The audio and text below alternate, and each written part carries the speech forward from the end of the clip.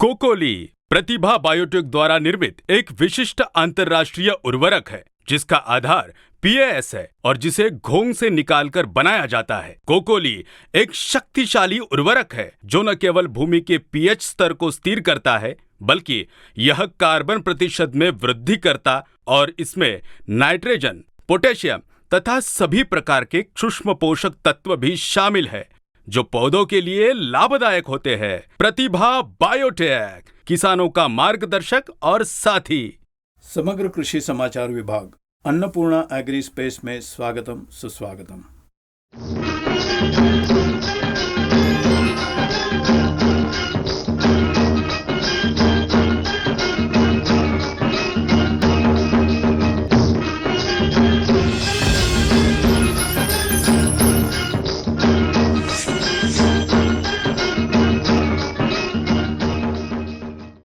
हम इस 33वें भाग में मिर्ची और तरकारी के फसलों में ब्लाइट, तुषार सड़न या वायरस, इसका निवारण कैसे करना है या कैसे बर्दाश्त करना है, इसके बारे में जानेंगे। मिर्ची और तरकारियों के फसलों के बारे में हमने एक एपिसोड बनाया है, लेकिन पिछले कुछ दिनों से सवाल पूछे जा रहे हैं कि हमने मिर्ची की फसल बोई है लेकिन इसमें तुषार सड़न या वायरस आकर फसल निकालने की स्थिति आ गई है, कुछ छिड़काव करने से भी फायदा नहीं हो रहा है। इस तरह के फोन और सवाल पूछ रहे हैं, इसलिए इससे संबंधित वीडियो बनाने के लिए आपके सामने आया हूं। मैंने पिछले एपिसोड में बताया है कि कृषि विभाग में दुर्घटनाओं की घंटियां बज रही है।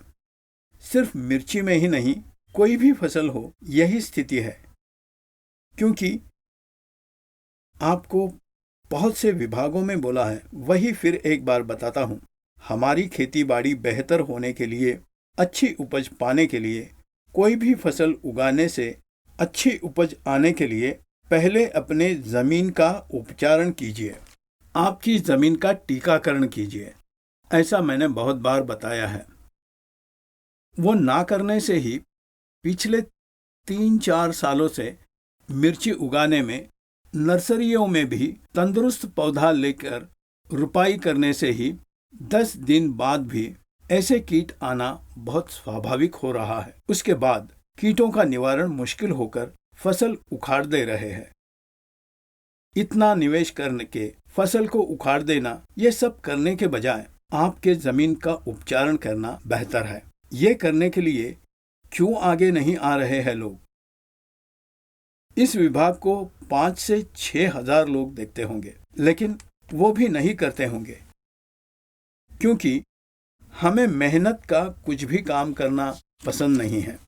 लेकिन कर्जा उधार लेकर कीट नियंत्रण की दवाइयां खरीदकर कई बार भी छिड़काव करने के लिए तैयार है। हर 2-4 दिन में 1500 से 2000 रुपए तक खर्च करेंगे। लेकिन एक बार बीज बोने से पहले अपने जमीन का उपचारण कीजिए, हर साल कीजिए। ऐसा करने से कोई भी फसल बोने से कीट आपके फसल के पास नहीं आएंगे। 3 साल के बाद जमीन का स्वरूप ही बदल जाएगा। कोई भी फसल आप हिम्मत से बो सकते हैं। ऐसे नहीं करेंगे, 500 किलो गोबर, जैविक उर्वरक, जैविक नियंत्रकों की 10 दिन तक वृद्धि करके बुआई से पहले जमीन को नहीं देंगे तो ऐसे ही परिस्थिति लगातार आती रहेगी। बहुत नुकसान हो जाएगा। पहले थोड़ा निवेश करना पड़ेगा, टीकाकरण के लिए खर्चा होगा, लेकिन उसके बाद बहुत से छिड़काव कम हो जाएंगे जिससे पैसा बचेगा। ये सोचे बिना इंसान में होने वाली बहुत गलत बात यह है कि हाथ जला लेने के बाद ही पछताना। समस्या आने तक इसके बारे में नहीं सोचते। आपको कई भागों में मैंने बताया है कि कीटों को आने से पहले ही रोक सकते हैं, लेकिन कीड़े आने के बाद ही पिचकारी करनी है, ये मैंने बताया है। इसलिए कीट आने के पहले सावधानी जो कोई बरतता है, जो भी अपनी जमीन को उपचारण करता है या टीकाकरण करता है, उन्हें ऐसी समस्याएं नहीं आएगी तो भी कम आएगी। उस वक्त छिड़काव करने से नियंत्रण हो जाएगा। एक विषय पर हम इंसान से तुलना करेंगे, रक्तहीनता। मतलब शरीर में हीमोग्लोबिन की कमी हो तो तब हम कितनी भी दवाइयाँ लेने पर रोग नहीं जाएगा। ये डॉक्टर ही बताते हैं कि तुम्हें हीमोग्लोबिन की फीसदी पहले सुधारना है, उसे बढ़ाना है। उसके लिए पोषक आहार और दवाइयाँ लेकर हीमोग्लोबिन को बढ़ाना है। उसके बाद तुम्हारी बीमारी कम होगी, ऐसे कहते हैं। इसी तरह हमारे शरीर में खून में हीमोग्लोबिन जैसे होता है, वैसे ही खेत में जमीन में कार्बन इस तरह है। इतनी उपेक्षा करने से ही ये कीट आ रहे हैं। कार्बन से बिना हमारे जमीन की उपेक्षा करने से कितने बार भी छिड़काव करने से परिणाम नहीं मिलेंगे, क्योंकि कीड़े आने के कारण जो भी है, जैसे कि फंगस, फफूंद, बैक्टीरिया, वायरस हो सकता है, ये सभी जमीन से ही आते हैं। वो वहीं पर होंगे, कीटों के बीच जमीन में ही रहते हैं। जैसे ही बुआई करते हैं उनकी संख्या बढ़ने लगती है। हम शत्रु सेना को ही आहार दे रहे हैं। मतलब पौधे को फंगस, बैक्टीरिया हानि पहुंचा रहे हैं, क्योंकि वो उन्हीं पर आधारित है। पौधों को लाभदायक सूक्ष्म जीवाणु जो ये है कि वो पौधे पर आधारित ना होकर दूसरा आहार लेकर पौधे की रक्षा करने के लिए फायदेमंद बैक्टीरिया, फंगस या वायरस को हमें आहार देना चाहिए ना। वो ना देकर कई बार ऊपर से छिड़काव करने से कीट नहीं जाएंगे। आप कंपनियां जो भी बता देती विश्वास मत कीजिए। वो लोग बेचने के लिए झूठ बोलते हैं, कई बार बोलते हैं। उससे सावधान रहिए। पहले आपके जमीन का टीकाकरण कीजिए। अब रुपाई करके 10 दिन होने पर भी कुछ नहीं होगा। तुरंत जैसे ही एपिसोड देखते हैं, 500 किलो सड़ा हुआ गोबर लेकर उसमें trichoderma viride, Pseudomonas fluorescence, bacillus subtilis ये सभी मिलाकर वृद्धि करके इस प्रकार जैसे मैंने बताया है वैसे ही बनाने के बाद आपके जमीन को दे दीजिए। जितनी बार हो सकता है उतनी बार इसको अंतराल के बीच इस्तेमाल कीजिए, क्योंकि जमीन में ऑक्सीजन की कमी हो तो भी कीट बढ़ने लगते हैं।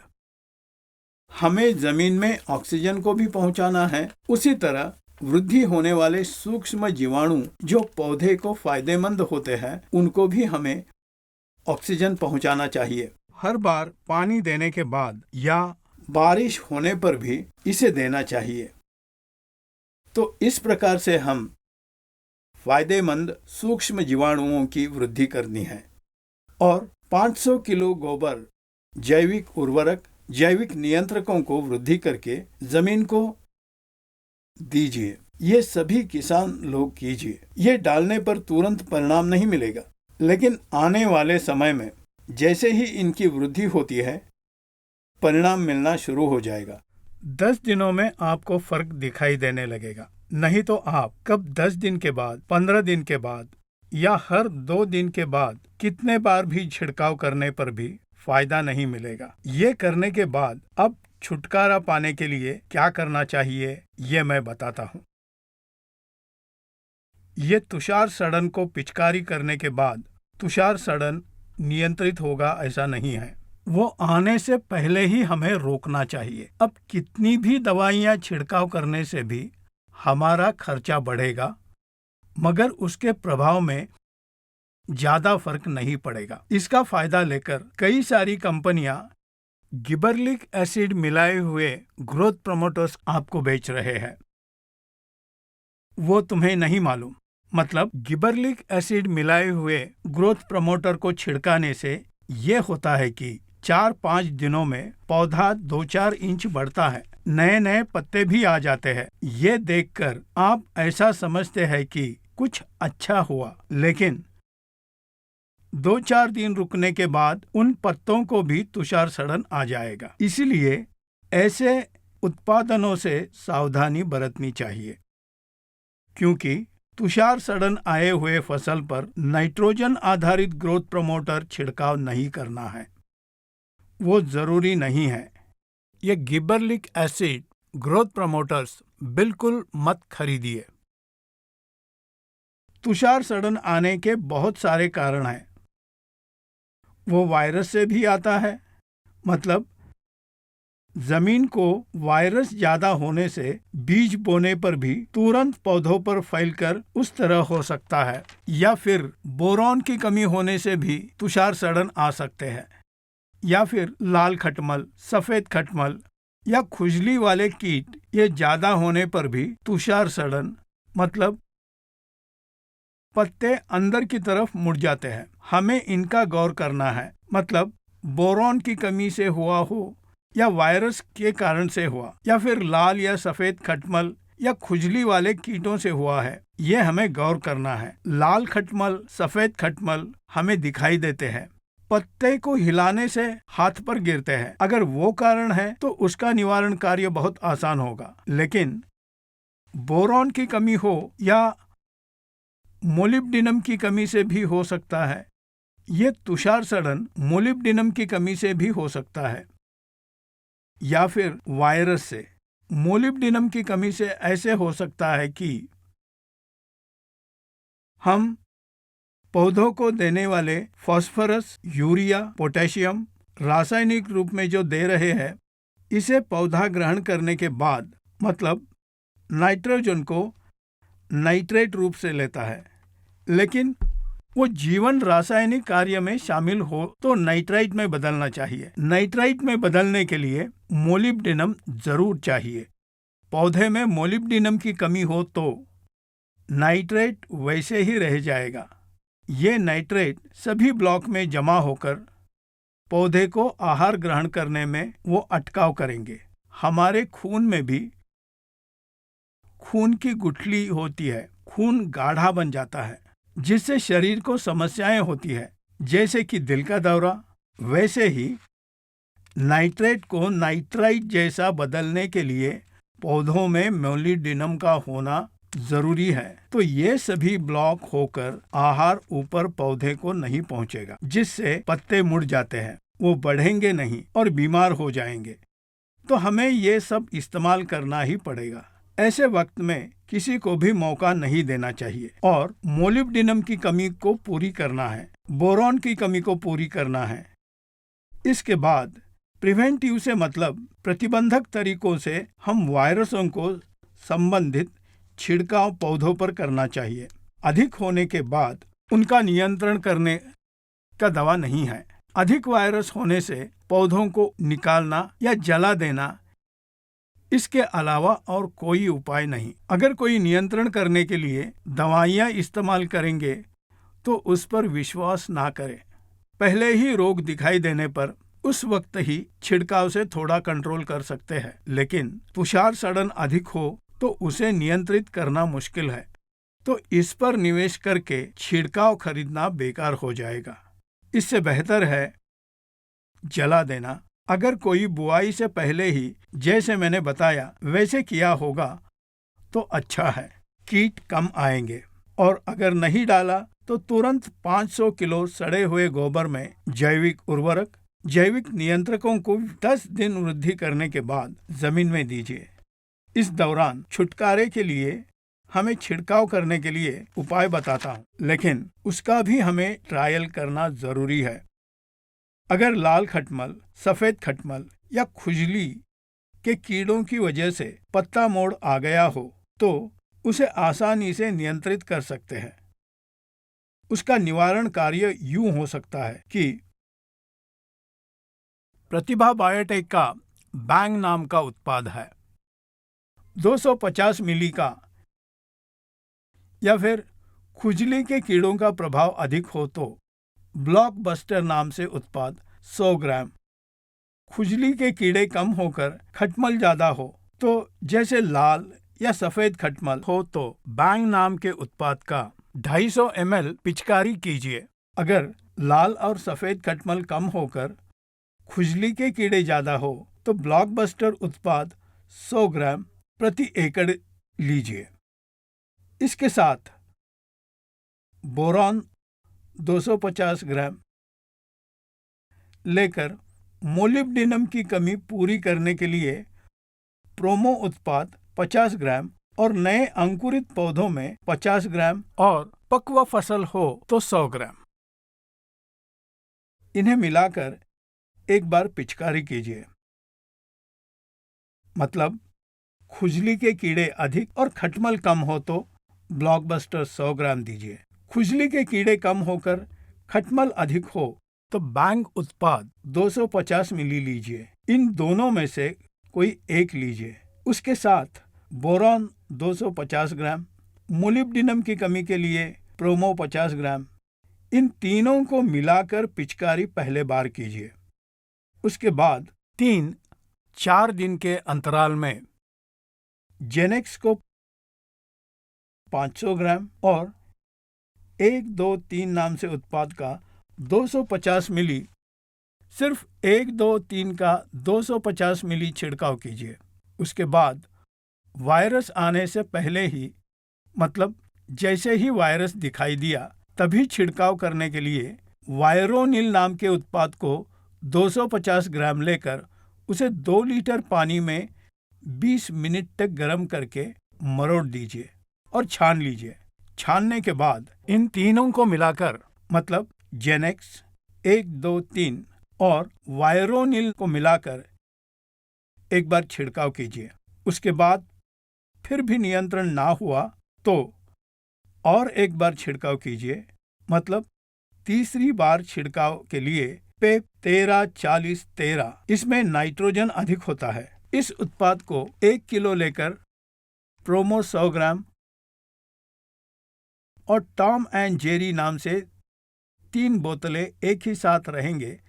इस टॉम एंड जेरी का 400 मिली, ये 3 बोतल मिलाकर होता है। इस टॉम एंड जेरी को 1 एकड़ में 1 यूनिट, मतलब 400 मिली, इसे stuff 1 kilo, promo 100 gram, Tom and Jerry 400 मिली, इसे तीसरी बार छिड़काव कीजिए, जिससे हमें छुटकारा मिलेगा। इस दौरान हम लोग वृद्धि किए हुए 500 किलो पशु गोबर को जैविक उर्वरक और जैविक नियंत्रकों को जरूर जमीन में दीजिए।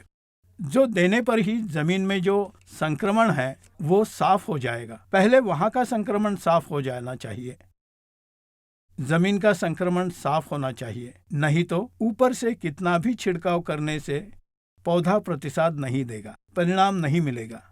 इसीलिए जमीन को उपचार कीजिए। जो नहीं किया है वो लोग जरूर कीजिए। उसके बाद मैंने जैसे बताया है वो 3 प्रकार के खुराक 4-5 दिन के अंतराल में छिड़काव करेंगे तो काफी हद तक अच्छा परिणाम मिलेगा। पूरी तरह तुषार सड़न आए हुए पौधों को उखाड़कर जला दीजिए, लेकिन अपनी जमीन को उपचारण किए बिना सिर्फ छिड़काव करके मुझे परिणाम मिलेंगे ऐसे भ्रम में रहकर खेती बाड़ी मत कीजिए। तो हमारा प्रथम कर्तव्य ये है कि तुरंत हमें 500 किलो पशु गोबर में जैविक उर्वरक, जैविक नियंत्रकों को वृद्धि करके साथ साथ ये 3 प्रकार के खुराक छिड़काव कीजिए। 4-5 दिन के अंतराल में ये 3 प्रकार के खुराक छिड़काव कीजिए। हर 2 छिड़काव के बीच 4 या 5 दिन का अंतर होना चाहिए। इस दौरान वृद्धि किए हुए उस पशु गोबर को हम जमीन में देना है। इस तरह करने से काफी हद तक तुषार सड़न निवारण हो जाएगा। तुषार सड़न का कारण है ये 3 प्रकार है। 1, बोरॉन बहुत कम हो तो आएगा। 2, मोलिब्डेनम की कमी से आएगा। 3, लाल खटमल, सफेद खटमल और खुजली के कीड़ों से आएगा या फिर वायरस से आएगा।